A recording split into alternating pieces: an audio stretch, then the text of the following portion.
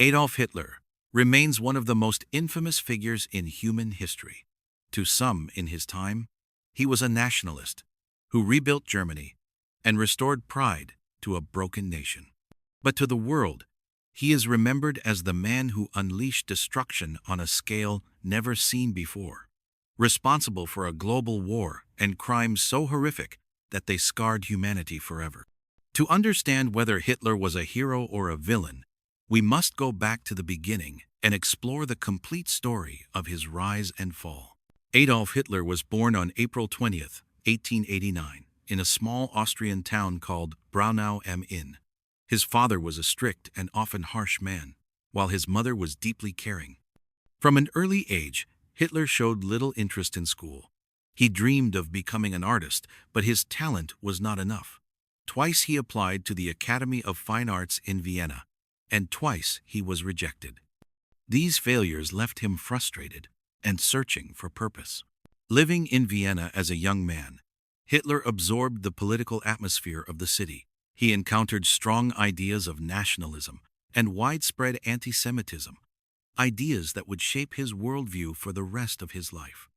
By 1913, he moved to Munich, Germany, just a year before the outbreak of the First World War. When war came, Hitler found a sense of belonging he had never known before. He volunteered for the German army and served as a soldier on the Western Front. Life in the trenches was brutal, but Hitler proved himself as a loyal and determined fighter.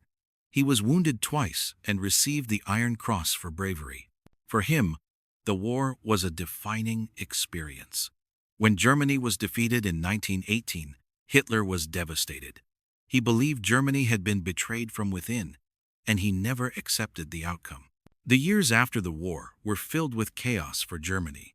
The Treaty of Versailles imposed harsh penalties, crippling the economy and humiliating the nation. Inflation destroyed savings, unemployment rose, and anger spread throughout the population. Out of this chaos, Hitler found his purpose. He joined a small political organization called the German Workers' Party. With his fiery speeches and ability to connect with angry crowds, he quickly rose to leadership. He renamed the group the National Socialist German Workers' Party, known to the world as the Nazi Party.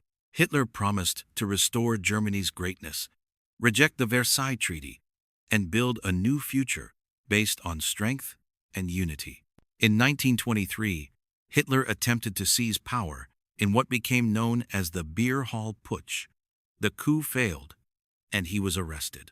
But prison turned into an opportunity. During his time behind bars, Hitler wrote a book called Mein Kampf, or My Struggle. In it, he laid out his vision for Germany's future, filled with dangerous ideas of racial superiority, hatred of Jews, and the need for expansion to create living space for the German people.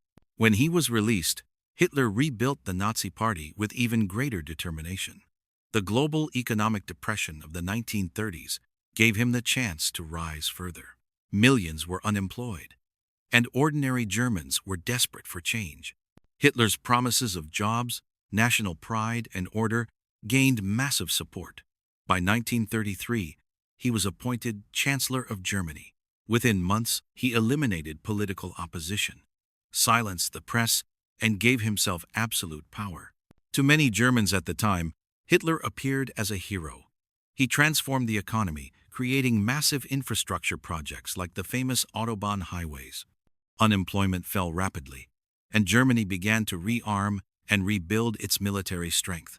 Propaganda portrayed Hitler as a man of the people, a leader who had restored national pride after years of humiliation. For ordinary citizens, it seemed like a miracle.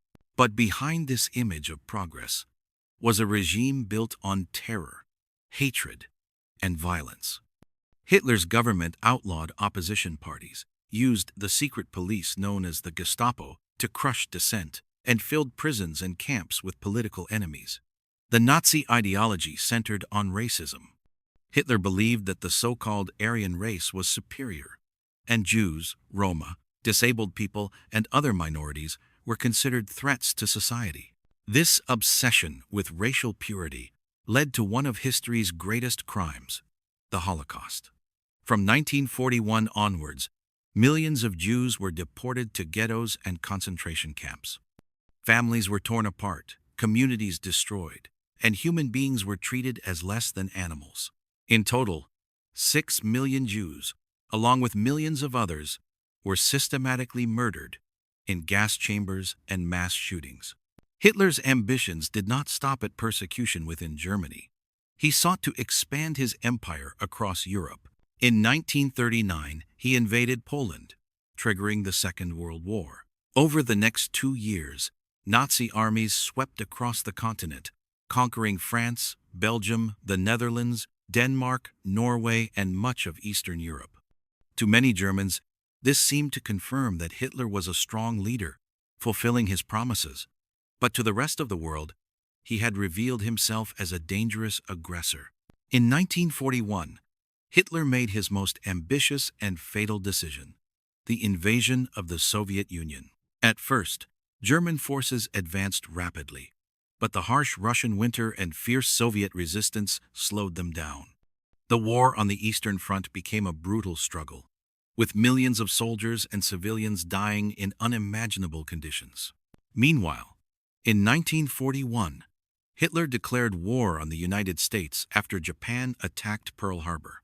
Now, Germany was fighting against the combined power of the Soviet Union, Britain, and the United States. The tide of war turned against Hitler.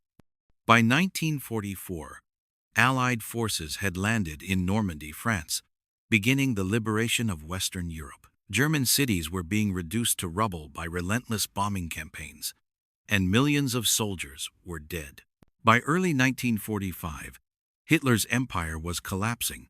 The Soviets closed in from the east, the Allies from the west. In April, with Berlin surrounded, Hitler retreated to his underground bunker. Refusing to surrender, he clung to the belief that Germany would somehow still achieve victory, but reality could not be ignored. On April 30th, 1945, Adolf Hitler took his own life. Days later, Germany surrendered, ending the war in Europe. The legacy of Adolf Hitler is one of destruction and tragedy. Under his leadership, more than 70 million people died in the Second World War. Entire cities were destroyed, nations were devastated, and the human cost was beyond comprehension. His name has become a symbol of tyranny, hatred, and evil.